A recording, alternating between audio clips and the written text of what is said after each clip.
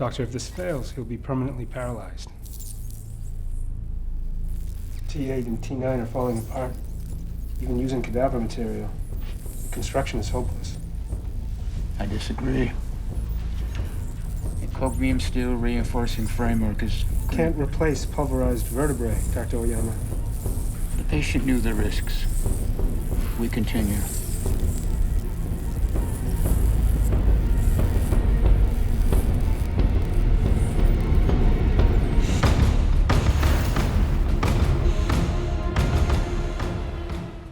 Hey everybody, it's Charlie. Hopefully you've had a chance to watch Daredevil Season 3. There's a couple really big things we need to talk about. There were even some Spider-Man Easter eggs, everybody asking for Spider-Man to appear during the Netflix series. Even though I don't think that's ever going to happen, they can reference him all they want, so you may have spotted some really cool Easter eggs in the backgrounds of shots. Careful for spoilers if you have not seen any of Daredevil yet. We're doing a new round of that Spider-Man PS4 game giveaway. All you have to do to enter is be a subscriber and leave a Marvel-related comment on the video.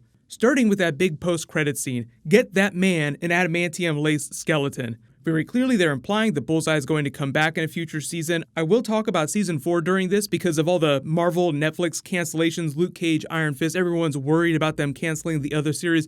Vincent D'Onofrio, the person that plays Kingpin, said something today really cool about Season 4, so I'll include that in the video. But the really big thing here is that they're directly referencing Bullseye's adamantium spine from the comics. What happened is he fought Daredevil many times, ended up losing, breaking his spine. They replaced it by bonding adamantium to it. So when he returned in the comics, he gained a lot of those extra benefits that Wolverine has from his adamantium skeleton. He's extra durable, his melee attacks gain extra strength because they're reinforced with adamantium, strongest metal on the planet next to vibranium. The other unexpected but really cool side effect of the surgery is that it leaves him unable to feel pain. It somehow dulls, fries his pain receptors because of the way they're operating on his spine. So that means the TV show Daredevil, when he comes back to fight Daredevil again in a future season, he won't be able to feel pain and he'll be extra durable and strong. Way more relentless as an attacker. And also because he was sort of in the process of becoming Bullseye with his dissociative personality disorder this season, he'll be a little more balanced, albeit swinging towards more evil alignment. So there were a lot of times when he was fighting Matt during Season 3 where he had all kinds of crazy trick shots, banking bullets, hitting people with objects that weren't necessarily intended to be objects of attack. He grabs a bunch of glass shards from a chandelier before he goes into his apartment to attack Matt.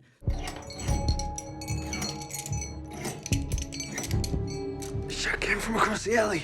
I think it came from downstairs.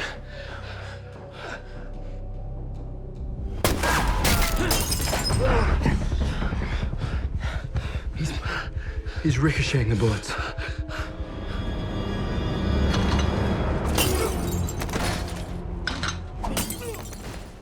So it's just him using random things as deadly objects. I know everybody wondered if they were going to do paperclip or playing cards after the Colin Farrell version during the Affleck Daredevil movie. They didn't get quite that crazy, but I feel like some of these moments were nods to that. The other really cool thing about him getting this metal skeleton, I don't think that it's adamantium in this moment as the showrunner intended it, because when they shot this, they did not have access to Fox IP, so that's why his origin story is just a little bit different from comic book Bullseye, because a lot of that flows from the X-Men comics, so they just had to kind of brush that aside. But now, because of all the Fox Disney stuff, I don't think that's going to be quite as big a deal. So maybe when he comes back, they retcon this a little bit and they do say that it's adamantium. But one of the doctors refers to the other as Oyama, Dr. Oyama, who is the person in the comics that came up with the process for bonding adamantium to human skeletons before Wolverine got his adamantium skeleton. They're going for some really deep cuts. You may have also spotted the really big Spider-Man Easter egg in the episode. So in the background, they're in Fogwell's gym. They have a bunch of old fight posters that are lining the walls.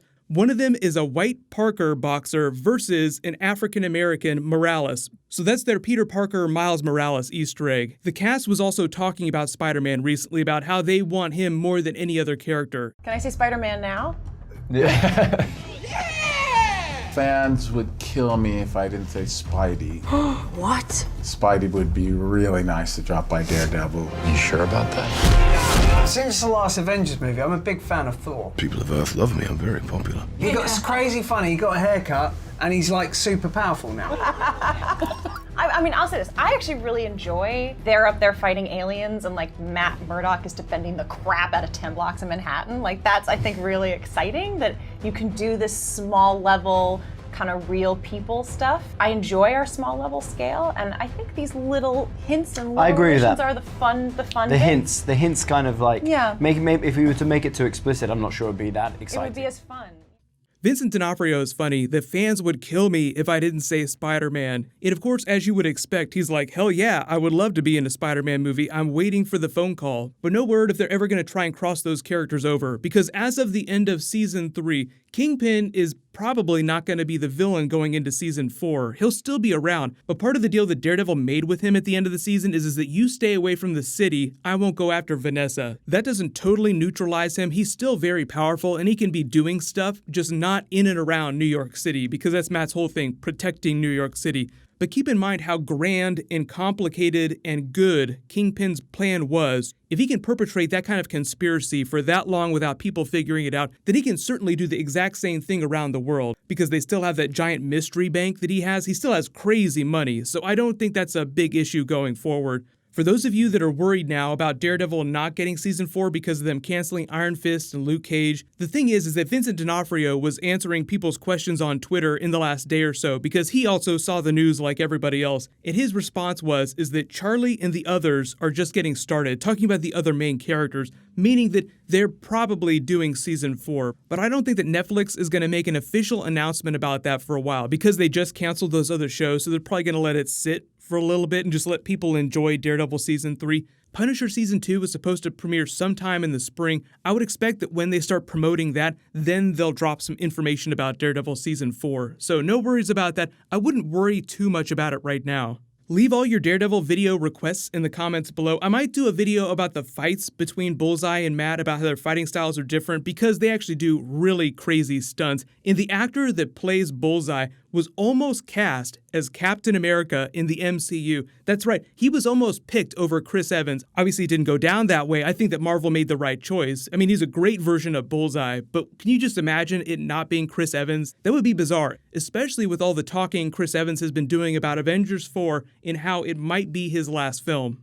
You don't want to give anything away, and I should clarify that, I know I did tweet something that made a lot of people think that it was in some way spoiler, and I should clarify that regardless of how Avengers 4 ends, I would have tweeted the exact same thing. It really was, that last day of filming was a very emotional day, and it's the culmination of almost 10 years of filming, and I am neither confirming nor denying anything. I'm working on a new Marvel video for Monday that should post in the morning. I'll name the giveaway winner when I post that.